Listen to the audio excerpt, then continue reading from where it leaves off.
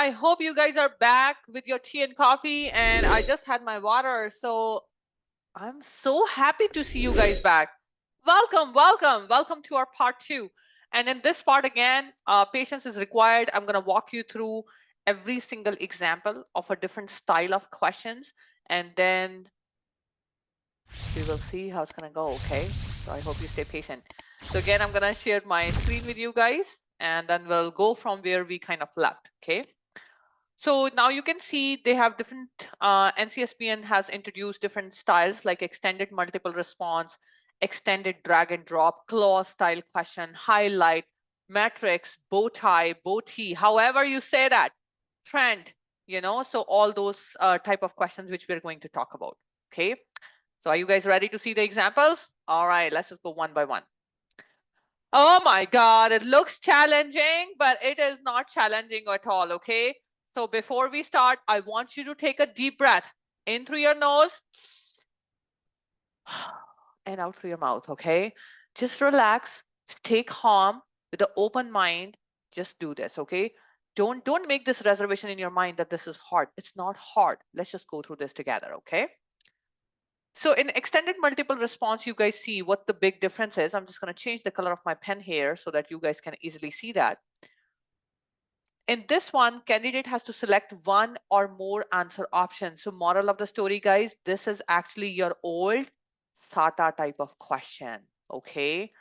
Only difference you would see in the previous exam in the SATAs, they would give 5 or 6 options maximum. And here we can see in this question, you have, let's just count together. 1, 2, 3, 4, 5, 6, 7, 8 options, right? So again, it is SATA, but you can see that there are more number of choices. So in this one, you can see that there is a scenario they have given. The nurse is caring for a 17-year-old client who reports a recent injury to the left thoracic cage. And then that's the health history. And now they have asked you a question associated with that. Okay, so this is the first example of extended multiple response item. Next is extended drag and drop. What is this one? Again, we are carrying on with the same case, but what we are trying to do is we're just trying to show you the style of the question, okay? Solving, we'll do that in another part, my friends, okay? We will solve the whole case study, how to approach that. We'll do that later with you guys. So in this one, you can see that drag the assessment finding that require immediate follow-up. So now you can see that they have given you multiple assessment findings that, your patient has productive cough. This is the blood pressure 90/50, intermittent shoulder pain. ECG is showing normal sinus rhythm. Diminished breath sounds. This is the temperature. They have given you vital signs. They have given you lab values. They have given you that patient has tenderness. So now as a nurse, I know all these findings are important, but which ones are crucial? Which one require immediate follow-up means which one would require nurses' immediate attention, right? So that's what you're going to focus on. And then, of course, what you will be doing in your exam is you will be clicking on it, and it's basically drag and drop, right? So this is how you're going to drop those options. Okay, clear, guys? I hope you guys are happy to know what extended drag and drop means. Okay. Next we have, guys, is clause style question or clause drop down, right? So in this one, what you would see is in clause drop down, again, it's the same case which we are carrying on. And you would see here, they have given you a question. The nurse is initiating the client's plan of care. Complete the following sentence by using the list of options. So you can see that there is going to be a drop down menu. So if you will click on this here, it will drop down and it will show you. So the nurse should first address. So you have to address abdominal pain. You need to address respiratory status. You need to address lab value. What do you think is the most crucial? Followed by the client's dash, right? So that's another drop down one. So this style is basically clause drop and down. The actual how to solve these questions, as I said, I will work with you guys in the another part for it, right? But this is how the drop down questions are going to look like in your exam. Next is enhanced hotspot question. So previously, those students who were writing old NCLEX, in the hotspot, it was like kind of simple thing, they would give you a simple diagram. Let's just say they have given you the auscultation, right? And they might have asked you, where is Irv's point, right? So you basically have to drag your mouse there, and then you have to, click with the mouse where the herbs point is. So that was a kind of a simplest form of hotspot question.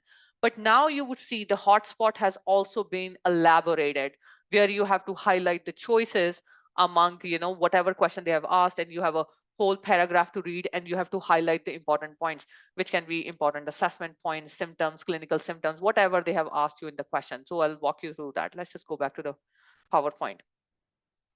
So here again, you can see the question they have given you, that the nurse is preparing to receive a client who's being transferred from the emergency department and is scheduled to arrive on the medical unit in 10 minutes. The nurse has received the following transfer report from a nurse in the emergency department by phone. So what does the nurse need to prepare for this client? Click to highlight the statements in the transfer report that require action by the nurse prior to the client's arrival. So guys, I'm going to share this tip with you. You really have to be focused in reading the question carefully here. So you are saying that what they're saying is that you're a nurse, you have received the report of a patient, patient is arriving in 10 minutes. What all things you feel like should be ready for the patient, okay? So now they have given you the scenario. So as a student, when you're reading this question, or as a nurse, I want you to imagine yourself in a second that you know that the patient is going to be there in 10 minutes. You are, getting everything ready. Based on the scenario, what do you think all the equipments should be all handy dandy and ready for the patient to go, right? So that those type of questions, and then you will be highlighting all the important things. What do you think is going to work? So this is called as enhanced hotspot highlighting. Okay. Next is matrix / grid style questions, right? So in this one, guys, what happens is matrix and grid style allows the candidate to select one or more answer options for each row or column they have given you. This item can be useful in measuring multiple aspects of the clinical scenario with a single item. So again, you would be seeing it's the same kind of case going on where the nurse is looking after a 17-year-old client who reports a recent injury to left thoracic cage. Now here you go. Let's just read the question. Nurse is speaking with a physician regarding the treatment plan for the client who was just diagnosed with splenic laceration. I hope you guys know what splenic laceration is, right? So if there is a cut or there is a laceration in the spleen, and of course, now that's what I'm saying. Your concepts has to be clear. If you guys don't know where spleen is, what's the pathophysiology of the spleen, how the spleen works, of course, these questions are going to be hard. So did you understand what I was trying to say in my video number 1? That your concepts have to be clear. If your concepts are clear, I told you already, it's easy peasy lemon squeezy. It's not that hard, okay? Let's just go back to the PowerPoint presentation. So in this one, you would see for each potential order, click to specify whether the potential order is anticipated, non-essential, or contraindicated. So you would see in these type of question, guys, you have to mark at least one answer in each column, right? So let's just talk about ECG, echocardiogram. You know ECG is primarily done for the heart, right? So do you think somebody who has issues with the spleen, I hope you guys know where the spleen is. Is it on the right side or left side? I'm tricking you. Good job. It's on the left side, right? And what does the spleen do? It primarily stores your RBCs, right? And if the spleen is going to rupture, what's going to happen? Your RBCs are going to be spilled out, means the patient will be leaking blood inside. So patient will have internal bleeding, patient will have internal hemorrhage. Do you think we need ECG at this point of time with the patient? Because ECG is primarily for the electrical conductivity of the heart. I don't think we need it at this point of time. So I'm just going to say it non-essential. Okay. So then, sorry, I'm just going to change the color of the pen here to make it like clear to you guys. Then intravenous fluid, anticipated. As a nurse, do you think you would want to give it? Or it's non-essential or it's contraindicated? 100% yes. What did I just tell you? What happens with the spleen? Spleen, if it's going to get ruptured, patient will be internally hemorrhaging. If patient is hemorrhaging, what do you want to give, guys? You want to give IV fluids to maintain what? To maintain blood pressure, to maintain patient's heart rate, right? So yes, as a nurse, I'm going to say, yes, this is absolutely mandatory. Why not? Abdominal ultrasound. What do you guys think about this? Where is the spleen? Part of your GI system, right? Do you think it's going to be an anticipation? 100% yes, because this is related to your GI system. Laceration, do you think you might want to prepare this patient for the surgery? Of course, we have to read the scenario whole thoroughly, but this is how basically you're going to answer your question based on your notes, based on your knowledge and understanding. You will be going through whether it's anticipated, whether it's non-essential, or it's contraindicated, means hell completely no. We don't want to do that in that scenario, okay? So these type of questions are called as matrix/grid style questions. Next is standalone questions. They can come in the form of bow tie or bow tie, however you say that or pronounce it. So here you would see, I always say a bow tie. You guys remember? Sometimes, when you go to party and men, they dress up in your, sometimes tuxedos and stuff, and then you put a nice bow tie, and bow tie kind of looks like a butterfly, right? So if you go back, this diagram reminds you of something like that, right? In the center, we have this condition, which is laid down, and this is like, looking like a bow tie. This is what I feel like, isn't it? So now in this one, again, you can see that there is a whole case scenario which they have given to you. And then you can see in the bow tie, there are basically 3 action columns. If you see, this is 1, this is number 2, and you can see here, this is number 3.